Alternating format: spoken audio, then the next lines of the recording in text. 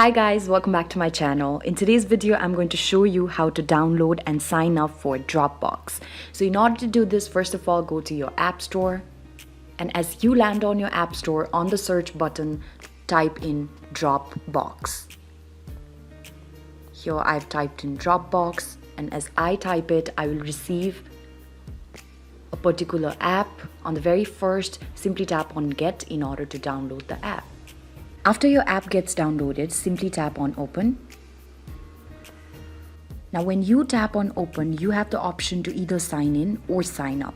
So you can simply sign up by providing your first name, last name, email or password, or you can simply sign up with Google. So you can do any way. So I'm just going to tap on sign up with Google because it makes things way easier. So here you'll get a notification that says Dropbox wants to use google.com to sign in. Tap on continue.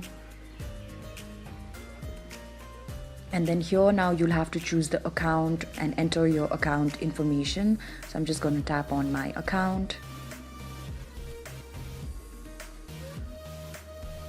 And then here you can simply tap on I agree to Dropbox terms and then tap on create a new account.